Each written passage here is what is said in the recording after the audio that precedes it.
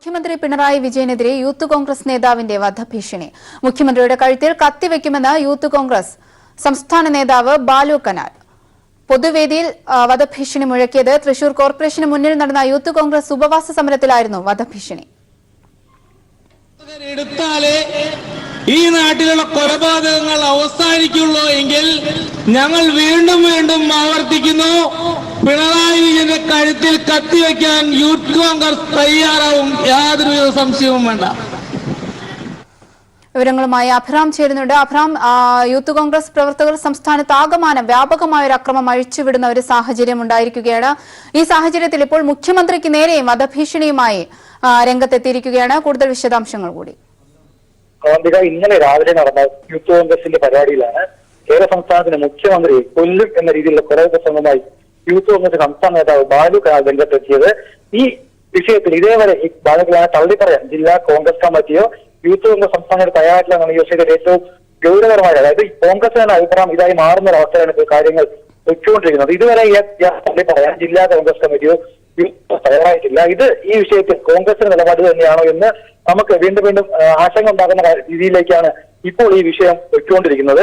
എന്തായാലും ഈ കൊലപാതക പ്രസംഗം നടത്തിയ യൂത്ത് കോൺഗ്രസ് നേതാവ് സാധാരണ ഒരു പ്രവർത്തകനല്ല, അല്ലെങ്കിൽ ഒരു സാധാരണ നേതാവിന്റെ വിടുവായത്വം നമുക്ക് ഈ പ്രസംഗത്തെ കാണാൻ വേണ്ടി കഴിയില്ല. കാരണം ഇയാൾ യൂത്ത് കോൺഗ്രസിന്റെ തൃശൂർ പാർലമെന്റ് കമ്മിറ്റിയുടെ സെക്രട്ടറിയും ചേർത്ത്, അതായത് തൃശൂരിലെ ചേർത്ത് സർവീസ് സംഘത്തിന്റെ ഡയറക്ടറുമാണ്. അതായത് യൂത്ത് കോൺഗ്രസിന്റെയും കോൺഗ്രസിന്റെയും നിർണായകമായ സ്ഥാനങ്ങൾ വഹിക്കുന്ന ഒരു നേതാവാണ് ഇത്തരം സംസ്ഥാനത്തിന്റെ മുഖ്യമന്ത്രിയെ കഴുത്തിൽ കത്തിവെച്ച് കൊലപ്പെടുത്തുന്ന രീതിയിലുള്ള നിലവിളി പ്രസംഗം പൊതുവേദി നടത്തിയിരിക്കുന്നത്. ഇതാണ് ഈ വിഷയത്തിൽ ഏറ്റവും ഗൗരവകരമായ കാര്യവും. എന്തായാലും കാസർഗോഡ് വിഷയത്തിന്റെ അടിസ്ഥാനത്തിൽ കേരളത്തിൽ അങ്ങോളം ഇങ്ങോളം വലിയ കലാപങ്ങൾക്ക് കോൺഗ്രസ് കോപ്പുകൂട്ടുമ്പോൾ അതിന്റെ ഭാഗമായാണ് ഇപ്പോൾ കേരളത്തിലെ മുഖ്യമന്ത്രിയെയും കഴുത്തിൽ കത്തിവെച്ച് കൊലപ്പെടുന്ന രീതിയിലുള്ള നിലവിളി പ്രസംഗം വന്നത് ഏറ്റവും ശ്രദ്ധേയമായ കാര്യമാണ്. അവന്തിക, ശരി, വ്യക്തമാണ്. അഭിറാമാണ് തൃശൂരിൽ നിന്ന് വിവരങ്ങൾ നൽകിയത്. പ്രാദേശിക സംഭവത്തിന്റെ പേരിൽ കോൺഗ്രസ് നാടാകെ അക്രമം അഴിച്ചുവിടുന്നുവെന്ന് LDF convener A. Vijayaraghavan. Youth കോൺഗ്രസിനെ കയറൂരി വിട്ടുകൊണ്ടാണ് ഇത്തരം പ്രചരണങ്ങൾ നടത്തുന്നതെന്നും വിജയരാഘവൻ പറഞ്ഞു. കേരളത്തിൽ ബോധപൂർവം അക്രമ പരമ്പരകൾ കെട്ടഴിച്ചു വിടുക എന്ന ലക്ഷ്യത്തോടു കൂടിയാണ് അവർ നീങ്ങിക്കൊണ്ടിരിക്കുന്നത്. ഹർത്താലിന്റെ മറവിൽ തന്നെ വലിയ തോതിലുള്ള ആക്രമണ പ്രവർത്തനങ്ങൾ അവർ കെട്ടഴിച്ചു വിടുകയുണ്ടായി. ഒരു പ്രാദേശികമായി സംഭവിച്ച നിർഭാഗ്യകരമായ ഒരു സംഭവത്തെ സംസ്ഥാനാടിസ്ഥാനത്തിന്റെ വിഷയമാക്കി മാറ്റി തെരഞ്ഞെടുപ്പ് ആവശ്യത്തിന് വേണ്ടിയും രാഷ്ട്രീയ ആവശ്യത്തിന് വേണ്ടിയും ദുർവിനിയോഗം ചെയ്യുകയാണ്. യൂത്ത് കോൺഗ്രസിനെ കയറൂരി വിട്ടുകൊണ്ട് ഇത്തരം പ്രഖ്യാപനങ്ങളും പ്രസംഗങ്ങളും നടത്തിക്കൊണ്ടിരിക്കുകയാണ്. ഒരു സംഭവത്തെ സംബന്ധിച്ചിടത്തോളം നിയമസമാധാനവുമായി ബന്ധപ്പെടുത്തിയിട്ടാണെങ്കിൽ പോലീസ് വളരെ കൃത്യമായ നടപടികൾ സ്വീകരിക്കപ്പെട്ട ഒരു സംഭവത്തെ കുറിച്ചാണ്, അതിൽ നിന്ന് രൂപപ്പെട്ട വിഷയങ്ങളെ കുറിച്ചാണ് ഇത്തരം പ്രസ്താവനകൾ നടത്തിക്കൊണ്ടിരിക്കുന്നത്. യൂത്ത് കോൺഗ്രസ് മുഖ്യമന്ത്രിക്കെതിരെ കൊലവിളി നടത്തിയതിനെതിരെ റിപ്പോർട്ട് തേടിയിട്ടുണ്ടെന്ന് യൂത്ത് കോൺഗ്രസ് പ്രസിഡന്റ് ഡീൻ കുര്യാക്കോസ്. ബാലു കനാലിനെതിരെ നടപടിയെടുക്കുമെന്നും ഡീൻ കുര്യാക്കോസ് പീപ്പിൾ ടിവിയോട് പറഞ്ഞു. അല്ല, അതിനകത്ത് ഞാനിന്ന് രാവിലെ പത്രത്തിൽ അത് വായിച്ച ഉടനെ തന്നെ ഞാൻ അതിനെ സംബന്ധിച്ച് റിപ്പോർട്ട് ആവശ്യപ്പെട്ടിട്ടുണ്ട്. തൃശൂർ പാർലമെന്റ് പ്രസിഡന്റിനോട് ഞാൻ റിപ്പോർട്ട് ആവശ്യപ്പെട്ടിട്ടുണ്ട്. ഇത് ഞങ്ങളുടെ ശൈലിയല്ല. വെല്ലുവിളി പ്രസംഗം അല്ലെങ്കിൽ ഭീഷണി പ്രസംഗം എന്നൊക്കെ പറയുന്നത് യൂത്ത് കോൺഗ്രസിന്റെയോ ശൈലിയില്ല. ഞങ്ങൾ ഒരിക്കലും അതിനെ അംഗീകരിക്കില്ല. റിപ്പോർട്ട് കിട്ടിയതിനു ശേഷം ഈ സംഭവം അവിടെ നടന്നിട്ടുണ്ട് എന്ന് ബോധ്യപ്പെട്ടിട്ടുണ്ടെങ്കിൽ കൃത്യമായ നടപടി ഉണ്ടാകും. കാസർഗോഡ് പെരിയയിൽ കോൺഗ്രസ് പ്രവർത്തകർ കൊല്ലപ്പെട്ട സംഭവത്തിന്റെ പേരിൽ സംസ്ഥാന വ്യാപക ആക്രമണത്തിന് കോൺഗ്രസ് നീക്കം. ആക്രമണത്തിന് നേതാക്കൾ തന്നെ അണികൾക്ക് ആഹ്വാനം ചെയ്യുന്നു. മുഖ്യമന്ത്രിയെയും മന്ത്രിമാരെയും നേതാക്കളെയുമെല്ലാം അധിക്ഷേപിക്കാനും നീക്കം നടത്തുന്നു. പെരിയ കൊലപാതകത്തെ തുടർന്ന് ശക്തമായി പ്രതികരിക്കാനാണ് കോൺഗ്രസ് സംസ്ഥാന വർക്കിംഗ് പ്രസിഡന്റ് കെ സുധാകരൻ ഫേസ്ബുക്കിലൂടെ അണികൾക്ക് ആഹ്വാനം നൽകിയത്. എന്തുവന്നാലും അണികളെ സംരക്ഷിക്കുമെന്ന് സുധാകരൻ പ്രഖ്യാപിച്ചിരുന്നു. ഈ ആഹ്വാനത്തിന് പിന്നാലെയാണ് പൈവളികളിൽ CPIM സ്ഥാപനങ്ങൾക്കും വീടുകൾക്കും കടകൾക്കും വാഹനങ്ങൾക്കും നേരെ വ്യാപക ആക്രമണം ഉണ്ടായത്. വേണ്ടിവന്നാൽ കോൺഗ്രസ് പ്രവർത്തകർ നിയമം കയ്യിലെടുക്കുമെന്ന് കെ മുരളീധരൻ കാഞ്ഞങ്ങാട് പ്രഖ്യാപിച്ചിരുന്നു. എല്ലാ വാതിലും കുട്ടിയടച്ചാൽ പിന്നെ നിയമം കയ്യിലെടുക്കുക എന്നുള്ള അവസ്ഥയിലേക്ക് ഞങ്ങൾ എത്തിച്ചേരും. പി കരുണാകരൻ MP ഉൾപ്പെടെ CPIM നേതാക്കൾ പെരിയയിൽ ആക്രമണം നടന്ന പ്രദേശങ്ങൾ സന്ദർശിക്കുമ്പോൾ സംഘർഷം സൃഷ്ടിക്കാൻ കോൺഗ്രസ് പ്രവർത്തകർ ശ്രമിച്ചതും നേതാക്കളുടെ ഈ പ്രസ്താവനകളിൽ ആവേശം കൊണ്ടാണ്. കണ്ണൂരിലെ പ്രമുഖനായ കോൺഗ്രസ് നേതാവ് നിരന്തരം പെരിയ സന്ദർശിച്ച് ആക്രമണങ്ങൾ സംഘടിപ്പിക്കുവാൻ പ്രോത്സാഹനം നൽകുന്നതായും ആരോപണമുണ്ട്. മന്ത്രി E. ചന്ദ്രശേഖരൻ കൊല്ലപ്പെട്ടവരുടെ വീടുകൾ സന്ദർശിച്ചപ്പോൾ അദ്ദേഹത്തെ കോൺഗ്രസ് പ്രവർത്തകർ അധിക്ഷേപിക്കുകയുണ്ടായി. മുഖ്യമന്ത്രി വന്നാൽ അദ്ദേഹത്തിന് മേൽ ചാണകവെള്ളം ഒഴിക്കാൻ സ്ത്രീകളെ ഒരുക്കി നിർത്തിയതായും റിപ്പോർട്ടുണ്ട്. പ്രമുഖ മലയാള ടെലിവിഷൻ ചാനലിന്റെ കോഴിക്കോട് നിന്നുള്ള റിപ്പോർട്ടർ കോൺഗ്രസ് നേതൃത്വവുമായി ചേർന്ന് സംഘർഷം സൃഷ്ടിക്കുന്നതിനുള്ള വാർത്തകൾ ആസൂത്രണം ചെയ്തുവെന്ന ആരോപണവും ശക്തമാണ്.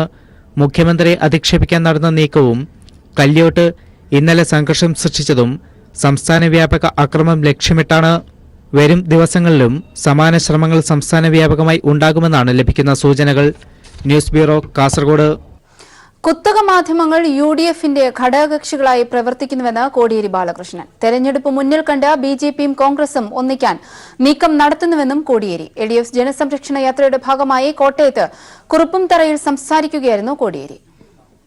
വിശ്വാസികളുടെ പേര് പറഞ്ഞുകൊണ്ട് കോൺഗ്രസും BJPയും യോജിക്കാൻ ഇവിടെ അണിയറ നീക്കം നടന്നുകൊണ്ടിരിക്കുകയാണ്.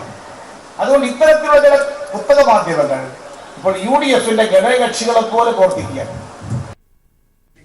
കാനം രാജേന്ദ്രൻ നയിക്കുന്ന വടക്കൻ മേഖലാ ജാഥ ഇന്ന് മലപ്പുറം ജില്ലയിൽ പര്യടനം തുടരുകയാണ്. ജില്ലാ അതിർത്തിയായ ഐക്യരപ്പടിയിൽ LDF നേതാക്കൾ ജാഥയെ സ്വീകരിച്ചു. 3 ദിവസമാണ് മലപ്പുറം ജില്ലയിലെ പര്യടനം. വിവരങ്ങളുമായി സ്വാലിഹ് ചേരുന്നുണ്ട്.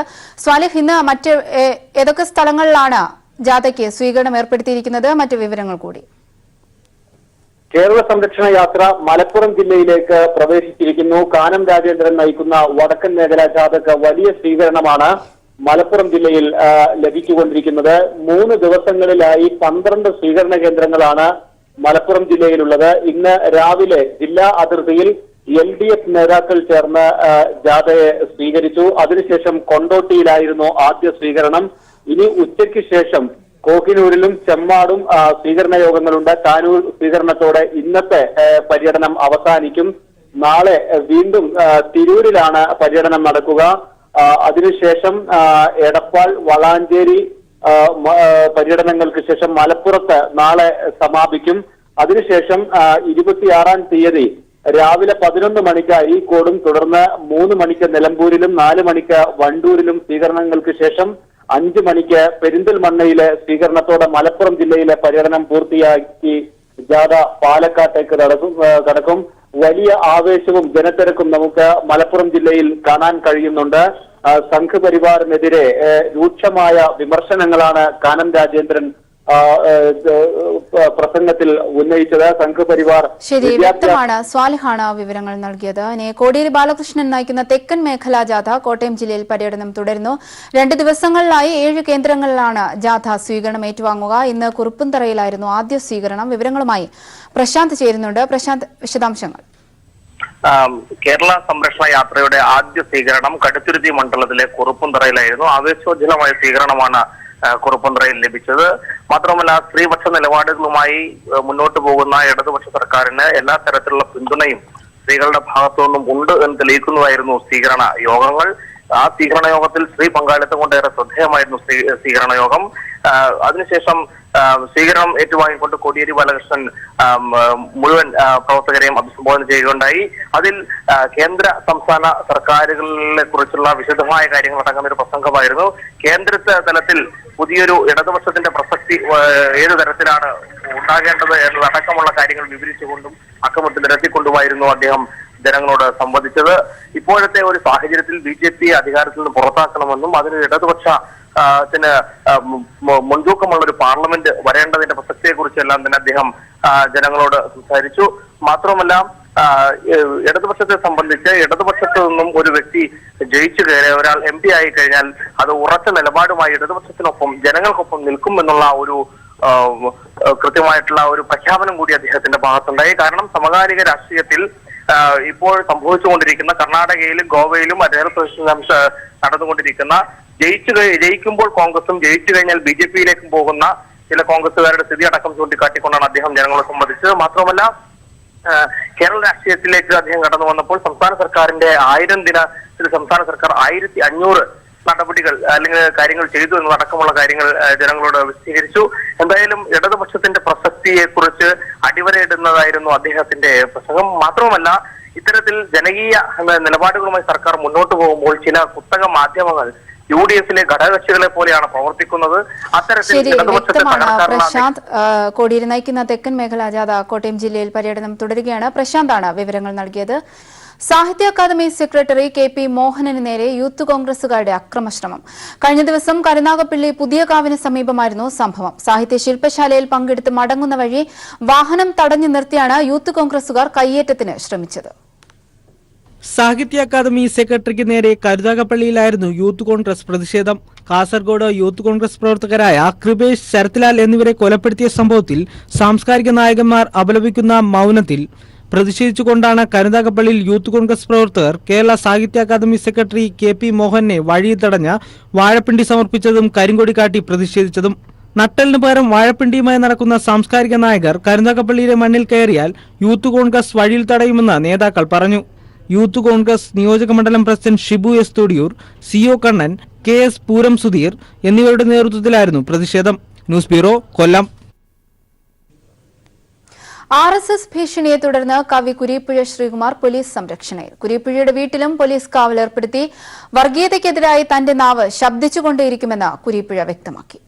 19 ദിവസമായി കവി കുരീപ്പുഴ ശ്രീകുമാർ ഇങ്ങനെ പോലീസ് സംരക്ഷണയിൽ ജീവിക്കാൻ തുടങ്ങിയിട്ട്.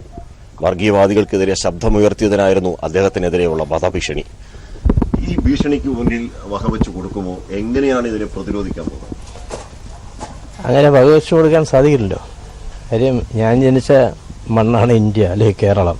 എനിക്ക് മുമ്പിൽ സഹോദരൻ അയ്യപ്പനടക്കം ഒരുപാട് ആളുകളുണ്ട്. അയ്യങ്കാളിയും വൈകലപ്പച്ചനും അടക്കം ഒരുപാട് ആളുകളുണ്ട്. പണ്ഡിറ്റ് KP കറുപ്പന്, സഹോദരൻ അയ്യപ്പൻ, ധാരാളം ആൾക്കാരുണ്ട്.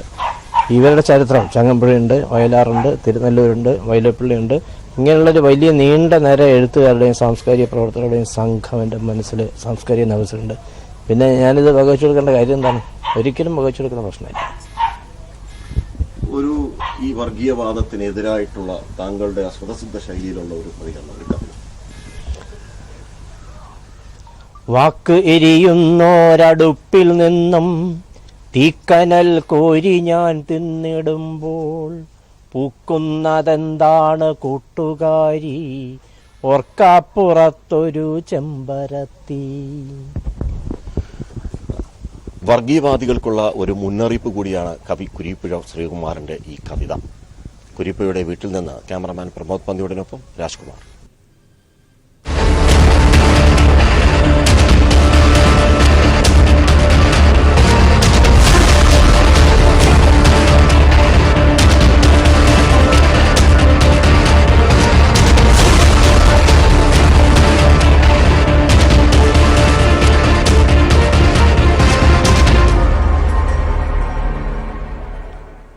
ലോക്സഭാ തെരഞ്ഞെടുപ്പിനൊപ്പം മിനി നിയമസഭാ തെരഞ്ഞെടുപ്പിനുള്ള തയ്യാറെടുപ്പിലാണ് തമിഴ്നാട്. അണ്ണാ DMK നേർക്കുനേർ പോരാട്ടമാണെങ്കിലും വിശാല സഖ്യം രൂപീകരിച്ചാണ് ഇരു പാർട്ടികളുടെയും മത്സരം. നിലവിലെ സാഹചര്യത്തിൽ DMKയ്ക്ക് മേൽക്കൈയുണ്ട്. 39 ലോക്സഭാ സീറ്റുകൾക്കൊപ്പം 21 നിയമസഭാ സീറ്റുകളിലേക്ക് ഉപതെരഞ്ഞെടുപ്പും സംസ്ഥാനത്ത് നടക്കും.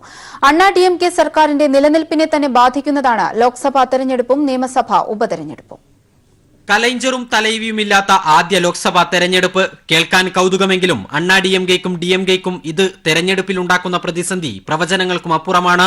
ജയലളിതയുടെ മരണത്തോടെ അണ്ണാ DMKയിൽ പൊട്ടിപ്പുറപ്പെട്ട വിഭാഗീയത തെരഞ്ഞെടുപ്പിൽ കാര്യമായി പ്രതിഫലിക്കും. തമ്മിലടിച്ച പനീർശെൽവം, എടപ്പാടി വിഭാഗങ്ങൾ ഒന്നിച്ചെങ്കിലും അതിന്റെ ക്ഷീണവും പ്രശ്നങ്ങളും പാർട്ടിയിൽ ഇന്നും തുടരുന്നു. TTV ദിനകരനും അയോഗ്യരാക്കപ്പെട്ട 18 MLA-മാരും പാർട്ടിയുമായി ഇപ്പോഴും ഇടഞ്ഞു നിൽക്കുകയാണ്. BJPയുമായി നീക്കുപോക്കുണ്ടാക്കില്ലെന്ന് പറഞ്ഞ ശേഷം 2014-ൽ BJPക്കൊപ്പം പോയതിന് അണ്ണാ DMKയ്ക്ക് വലിയ വില നൽകേണ്ടി വരും. ഏറ്റവും വലിയ മൂന്നാം ഒറ്റകക്ഷിയായ 2014-ലെ പ്രകടനം പാർട്ടി ആവർത്തിക്കില്ല. സഖ്യരൂപീകരണത്തിന്റെ ഭാഗമായി മാത്രം 10-ലേറെ സിറ്റിംഗ് സീറ്റുകൾ അണ്ണാ DMKയ്ക്ക് കൈവിടേണ്ടി വന്നു. സംസ്ഥാനത്ത് DMKയ്ക്ക് മേൽക്കൈയുണ്ട്. പാർട്ടിക്ക് നാഥനില്ലാത്ത അവസ്ഥ ഒഴിവാക്കാനും നേതൃത്വത്തിനു വേണ്ടിയുള്ള തമ്മിലടി ഇല്ലാതാക്കാനും കരുണാനിധി ഉള്ളപ്പോൾ തന്നെ സ്റ്റാലിൻ നേതൃത്വം ഏറ്റെടുത്തത് രക്ഷയായി. ഇടഞ്ഞു നിൽക്കുന്ന അളഗിരിയെ ഒപ്പം നിർത്താനായാൽ അതും നേട്ടമാകും. നേർക്കുനേർ പോരാട്ടമാണെങ്കിലും വിശാല സഖ്യം രൂപീകരിച്ചാണ് ഇരു പാർട്ടികളുടെയും ഏറ്റുമുട്ടൽ. അണ്ണാ DMK, BJP, പട്ടാളി മക്കൾ കക്ഷി ഒരു വശത്ത്, DMK, കോൺഗ്രസ്, MDMK മറുവശത്ത്. ഇങ്ങനെ നീളുന്നു ഇരു മുന്നണികളിലെ പാർട്ടികളുടെ പട്ടിക. ലോക്സഭയ്ക്കൊപ്പം നടക്കുന്ന 21 നിയമസഭാ സീറ്റുകളിലേക്കുള്ള ഉപതെരഞ്ഞെടുപ്പ് അണ്ണാ DMK സർക്കാരിന്റെ ഭാവിയും നിശ്ചയിക്കും. 21 സീറ്റുകളിൽ 20 സീറ്റുകളിൽ അണ്ണാ DMK ഇതരർ വിജയിക്കുകയാണെങ്കിൽ സർക്കാരിന് ഭൂരിപക്ഷം നഷ്ടമാകും. ഈ സാധ്യത വിരളമാണെങ്കിലും തെരഞ്ഞെടുപ്പുകളിൽ തകർച്ചയുണ്ടായാൽ അണ്ണാ DMKയിൽ വൻ വിള്ളലുണ്ടാകും. ഇത് സർക്കാരിന്റെ നിലംപൊത്തലിനും വഴി തുറക്കും. കാവേരി പ്രശ്നം, നീറ്റ് പരീക്ഷാ വിവാദം, തൂത്തുക്കുടി വെടിവയ്പ് എല്ലാം സജീവ രാഷ്ട്രീയ വിഷയങ്ങളാണ്. സിനിമയും രാഷ്ട്രീയവുമായുള്ള നാഭീനാള ബന്ധത്തിന് ഈ തെരഞ്ഞെടുപ്പിലും മാറ്റമില്ല. സൂപ്പർ സ്റ്റാർ രജനീകാന്തും പാർട്ടിയും മത്സരത്തിനില്ല. എന്നാൽ തമിഴ്നാടിന്റെ രാഷ്ട്രീയ നായകസ്ഥാനം ലക്ഷ്യമിട്ട് ഉലക നായകൻ കമലഹാസനും മക്കൾ നീതിമയ്യവും കറുത്ത കുതിരകളാകാനുള്ള ശ്രമത്തിലാണ്. Sarath K Sasi, news bureau, Delhi. കശ്മീരിൽ യുദ്ധസമാനമായ അന്തരീക്ഷം. 150-ലേറെ ഹുറിയത്ത് ജമാഅത്ത് നേതാക്കളെ തടങ്കലിലാക്കി. ദക്ഷിണ കശ്മീരിൽ യുദ്ധം മുന്നിൽ കണ്ട് ജനങ്ങൾ ആഹാരവും ഇന്ധനങ്ങളും ശേഖരിക്കുന്നു. ജാതിമത വർഗീയ ചിന്തകൾ വിട്ട് തീവ്രവാദത്തിനെതിരെ പോരാടാൻ എല്ലാവരും ഒന്നിക്കണമെന്ന് പ്രധാനമന്ത്രി നരേന്ദ്രമോദി മൻ കി ബാത്തിൽ ആവശ്യപ്പെട്ടു. പ്രധാനമന്ത്രി എന്ന നിലയിൽ നരേന്ദ്രമോദിയുടെ അവസാന മൻ കി ബാത്ത് ഇന്ന് പൂർത്തിയായി. 2 വിഷയങ്ങളിൽ കാശ്മീരിലെങ്ങും ആശങ്കകൾ ശക്തമാകുന്നു. പുൽവാമ സ്ഫോടനത്തിന്റെ തിരിച്ചടിയും ജമ്മുകാശ്മീരിന് പ്രത്യേക പദവി നൽകുന്ന ഭരണഘടനാ അനുച്ഛേദം എടുത്തുകളയണമെന്ന ഹർജി സുപ്രീം കോടതി ഈ ആഴ്ച പരിഗണിക്കും. പ്രത്യേക പദവി വേണ്ടെന്ന കേന്ദ്രവും പദവി നിലനിർത്തണമെന്ന് കാശ്മീരിലെ നേതാക്കളും ആവശ്യപ്പെടുന്നുണ്ട്. അനുകൂല തീരുമാനമല്ലെങ്കിൽ പ്രക്ഷോഭമുണ്ടാകും. ഇത് മുന്നിൽ കണ്ട് ഹുറിയത്ത് ജമാഅത്ത് നേതാക്കളെ കരുതൽ തടങ്കലിലാക്കി. 150-ലേറെ പേർ കാശ്മീർ പോലീസിന്റെ തടവിലാണെന്നാണ് കണക്ക്. പുൽവാമയ്ക്ക് മറുപടി നൽകാനുള്ള സൈന്യ നീക്കങ്ങളും കേന്ദ്രം സജീവമാക്കി. വെള്ളിയാഴ്ച അർദ്ധരാത്രി 100 അർദ്ധസൈനിക വിഭാഗങ്ങളെ വിന്യസിച്ചിരുന്നു. ബോർഡർ സെക്യൂരിറ്റി ഫോഴ്സിന് ശ്രീനഗറിന്റെ ചില കേന്ദ്രങ്ങളുടെ ചുമതല നൽകിയിട്ടുണ്ട്. 14 വർഷത്തിനു ശേഷമാണിത്. യുദ്ധ സാഹചര്യം മുന്നിൽ കണ്ട് ദക്ഷിണ കാശ്മീരിൽ ജനങ്ങൾ ആഹാരവും ഇന്ധനവും ശേഖരിക്കുന്നു. പെട്രോൾ പമ്പിലെങ്ങും നീണ്ട ക്യൂ കാണാം. കാശ്മീരികൾ പരിഭ്രാന്തിയിലാണെന്ന് ഒമർ അബ്ദുള്ള ട്വീറ്റ് ചെയ്തു. ആഹാര സാധനങ്ങൾ സംഭരിക്കുകയാണ്. ചില സർക്കാർ ഉത്തരവുകൾ ഭയപ്പെടുത്തുകയാണെന്നും അദ്ദേഹം വിമർശിച്ചു. അതേസമയം യുദ്ധത്തിനു മുമ്പ് വിളിച്ചുകൂട്ടുന്ന ഇന്ത്യൻ അറ്റാഷമാരുടെ യോഗം കേന്ദ്ര സർക്കാർ നാളെ ചേരും. 44 രാജ്യങ്ങളിലെ ഇന്ത്യൻ സ്ഥാനപതി കാര്യാലയങ്ങളിലെ ഇന്ത്യൻ സൈന്യത്തിന്റെ പ്രതിനിധികളാണ് പങ്കെടുക്കുന്നത്. 2 ദിവസമായി നടക്കുന്ന യോഗത്തിൽ പാകിസ്ഥാനെ ഒറ്റപ്പെടുത്താനും പ്രത്യാക്രമണങ്ങളും ചർച്ചയാകും. പ്രതിരോധ മന്ത്രി നിർമ്മല സീതാരാമൻ വിളിച്ച യോഗത്തിൽ ആർമി മേധാവിമാരും സംബന്ധിക്കുന്നുണ്ട്.